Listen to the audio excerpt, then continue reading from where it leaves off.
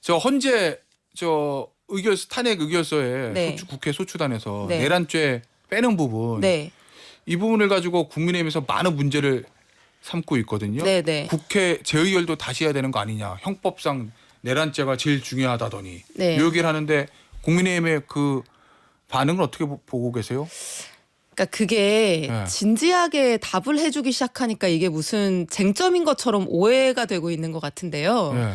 어, 권성동 형이 이렇게 얘기했어요. 안고 없는 찐빵이 아니라 찐빵 없는 찐빵이다. 네. 그거 빼면은 탄핵 소추 의결에서 아무것도 남지 않는다 이 얘긴데. 겨울에는 찐빵이 맛있죠. 근데 그러니까 일단 첫 번째 내란죄라고 하는 거는 예. 법적인 평가입니다. 어허. 야당 의원들이 윤석열 대통령 내란죄다라고 하는 거는 예. 야당 의원들이 그 행위에 대해서 하는 법적인 평가인 거고요. 예. 그 법적 평가는 최종적으로 어디서 하는 거냐면 형사재판에서 하는 거죠. 그렇죠. 근데 실제 그 법적 평가가 아니라 사실관계는 뭐냐면은 대통령이 내란이나 전시 상황이 아닌데도 불구하고 부정선거를 밝히기 위해서 계엄령을 선포했고 이상한 포고령 1호를 발령했고 그거에 따라서 국회와 선관위에 군대를 보냈다는 거예요. 예. 그게 이제 사실관계인 겁니다. 예. 그런 거죠. 그래서 예를 들면은 지금 무슨 뭐 비유전을 엄청 열심히 펴고 계시던데 예. 권성동 의원이 하시는 비유가 이런 게 재밌는 게 있더라고요. 아니 바람 피웠다는 이유로 이혼 소송을 제기했는데 예. 바람 핀 거를 사유에서 빼자고 지금 하는 거랑 똑같은 거다. 그러니까 탄핵 의결 다시 해야 된다 이런 얘기를 예. 하시는데요. 그게 아니라 어허. 예를 들면 제가 배우자한테 맞았어요. 예. 그죠? 근데 그걸 가지고 이혼 소송을 가정법원에 신청을 합니다. 예. 그죠? 예. 그리고 이거를 형사재판으로 걸면 고소를 하면 예. 폭행죄가 성립해서 그 배우자가 처벌을 받을 거예요. 예. 근데 굳이 가정법원이 이혼 소송에서 이게 형법상 폭행죄에 해당하는지 여부를 판단할 필요는 없는 거예요. 배우자가 배우자를 때린 행위가 이혼 사유에 해당하는지 판단하면 되는 거죠. 예. 헌재도 마찬가지입니다. 헌법재판소가 굳이 형사재판에서 추후에 예. 하게 될 내란죄 성립 여부라는 법적 평가를 헌법재판소가 할 필요는 없는 거예요. 왜냐하면 헌법재판소가 하는 거는 대통령을 그 직에서 파면할 것인지 여부이기 예. 때문에 예. 이 사람이 사형 또는 무기징역에 해당하는 그 내란죄가 성립하는지 여부는 형사재판에서 판단하면 되는 것이죠. 이 법원과 헌법재판소라고 하는 거의 관계는 예. 그 굉장히 독립적이면서 양립적이기 때문에 예를 들면 헌법재판에서 내란죄 성립 여부 만약 성립 안 된다고 판단을 해요. 그게 법원을 귀속하지 않죠? 예. 그럼 법원에서는 내란죄 유죄가 나올 수도 있는 겁니다. 예. 반대로 헌법재판소에서는 내란죄가 성립한다 이렇게 판결서에 적었는데 예. 법원에서는 무죄가 선고될 수도 있는 거예요. 뭐 그럴 수도 있죠. 이런 예. 우려 때문에 형사재판에서 판단해야 되는 거는 사실 이제 법원에서 판단하는 게 원칙인 거고요. 예. 헌법재판소는 본인들이 판단해야 되는 과제, 어허. 대통령의 파면 여부에 대해서 판단하면 되는 거죠. 예. 마치 가정법원에서 폭행죄 성립 여부가 아니라 이혼 사유가 해당하는지 여부만 판단하는 거랑 같은 거예요. 근데 사실은 제가 이런 얘기하기 좀 그렇지만은 예. 이 탄핵 심판 청구서에 예. 투머치 내용을 넣은 거예요. 아니 그러니까 내란죄 성립 여부라고 하는 거는 예. 야당 의원들의 법적 평가인 건데 아하. 그거를 헌법재판소에 보내는 탄핵소추 의결서에 이제 쓴 게 굳이 안 써도 되는 예. 불필요한 내용을 넣은 거죠. 예. 근데 이게 안고가 빠졌느냐 안 빠졌느냐 이제 이런 얘기를 할 때 생각을 잘 해보시면 되는 게 아니 권성동 원내대표가 아니 바람 폈다고 이혼 소송 예, 제기했는데 바람 핀 걸 빼자는 거. 아니 지금 대통령이 계엄을 선포했고 포고령 1호를 발령했고 국회와 선관위에 군대를 보냈고 이 사실관계 자체는 그대로 헌법재판 심판 대상이 되는 거잖아요. 예. 5개 쟁점에 다 들어가는 거고. 그럼 무슨 안고가 빠졌다는 거예요? 이게 바로 안고인 거죠. 예. 그리고 진짜 이상한 거는 이게 내란죄 성립 여부가 탄핵 심판의 핵심 사유이기 때문에 예. 그게 빠지면 큰일 난다. 그게 빠지면은 무효다. 이렇게 예. 얘기하잖아요. 아니 그러면은 이분들은 탄핵을 지금 반대하고 있는 입장인데 예. 그러면 빼겠다고 하면 고마워해야 되는 게 아니에요? 그래요? 예. 이게 논리적으로 모순되는 거잖아요. 오. 아, 내란죄를 빼겠다고 기각 가능성이 하면은 있으니까 그럼 예전보다. 핵심인데 이거를 예. 빼겠다고 하면은 그러면 그분들 논리에 따르면 예. 탄핵이 기각되는 건데 그러면 땡큐 고맙다고 해야죠. 근데 왜 이렇게 난리를 칩니까? 예. 결국에는 이거는 그냥 법적 평가의 문제고 법적 명명의 문제이기 때문에 예. 대통령이 탄핵되는 데는 아무 지장이 없다라고 본인들이 인정하는 건 거예요.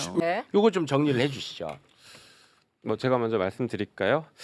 그 탄핵안을 뭐 최종적으로 만든 게 이제 저니까 좀 말씀을 드리면 지금 그쪽에서 얘기하는 건 헛소리입니다. 뭐 들을 가치가 없는 정도 수준의 얘기예요. 네. 왜 그러냐면요. 그래도 이제 집에 가서 아버지한테 설득을 해야 되니까. 그렇죠. 네. 아버지 설득해야 네. 됩니다. 네, 사실 이제 법조인들 사이에서는 되게 무의미하고 저렇게 무식한 얘기를 해라는 정도 얘기인데 그래도 또 이게 어렵게 들릴 수 있으니까 간단히 말씀드리면 네. 이겁니다. 이 탄핵을 한다라는 것은 어떤 행위를 가지고 평가를 하는 거예요. 행위를 가지고 탄핵 사유는 행위입니다. 다시 말해서 내란 행위, 국회를 침탈한 행위와 선관위를 침탈한 행위, 계엄령을 선포한 행위 이런 행위들이 탄핵 사유인 것이고요. 행위. 그게 법적으로 어떤 평가를 받느냐는 얼마든지 달라질 수 있는 겁니다. 넣다 뺐다 아무렇게나 할 수 있는 거예요. 네. 근데 행위는 한 번 넣으면 이거는 나중에 뭐 철회는 가능하지만 새로운 걸 추가하기는 어렵습니다. 근데 이게 행위가 중요한 건데 조금 예를 들어서 말씀드리는 겁니다. 네. 윤석열이 누군가를 칼로 찔렀어요.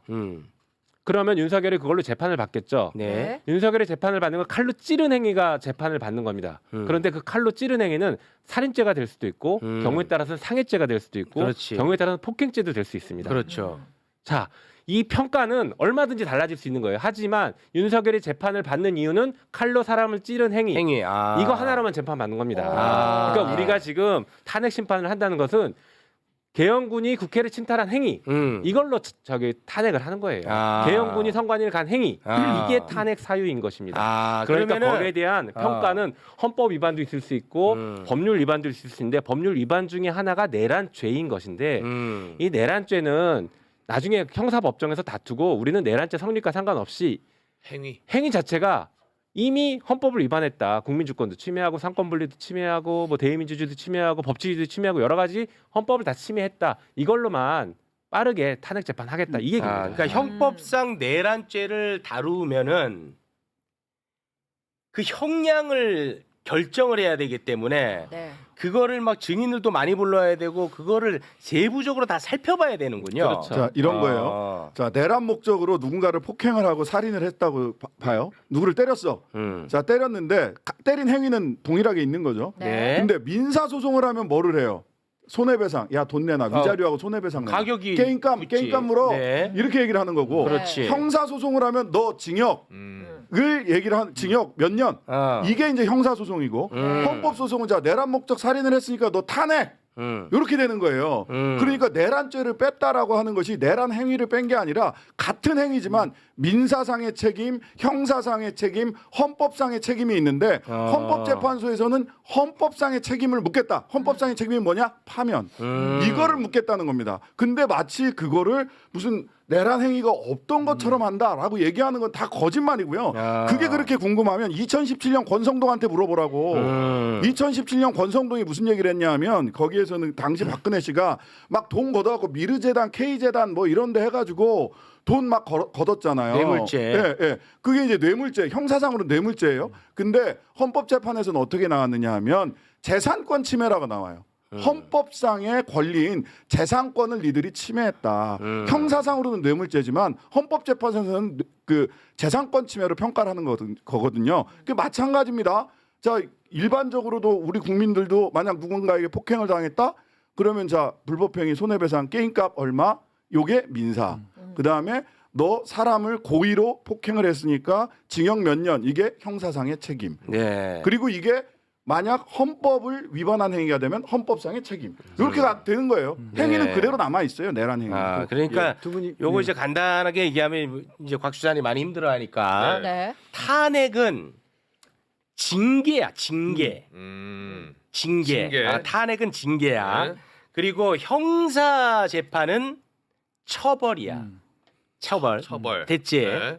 그러니까 징계보다는 처벌할 때 더 자세하게 다뤄야 되겠지. 그렇죠. 그렇잖아. 네. 그래서 윤석열이 나쁜 짓을 했으니까 너는 이 직을 유지하면 안 돼. 징계. 그걸로 징계하고 나쁜 짓. 근데 네. 처벌하려면 나쁜 짓을 얼마나 무겁게 했는지 자세하게 따져야 되니까 그 오래 걸린다는 거군요.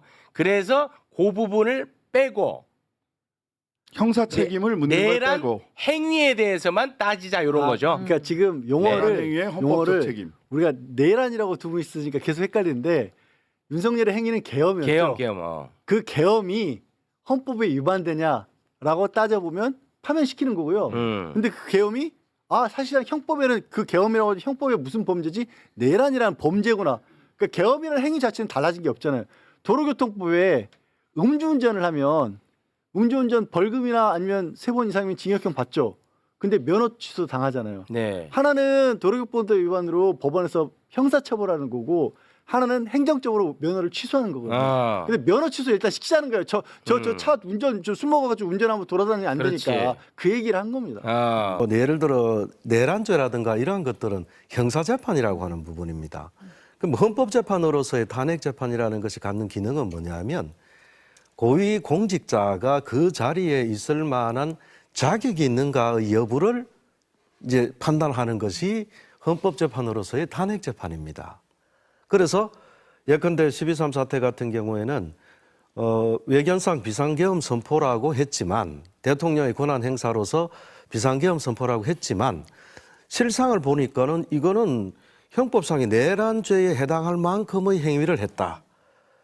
예컨대 그 국회를 침탈한다든지 선관위를 침탈한다든지 또 어떤 그 요인 암살의 계획을 세운다든지 뭐 등등등의 이것은 행위로서 내란에 해당 평가될 만한 행위다. 그래서 헌법재판으로서의 탄핵재판 입장에서는 이런 행위를 한 사람은 헌법적으로 볼 때 그 자리에 계속 있게 해서는 안 되겠다. 그거를 판단하는 것이 탄핵재판입니다.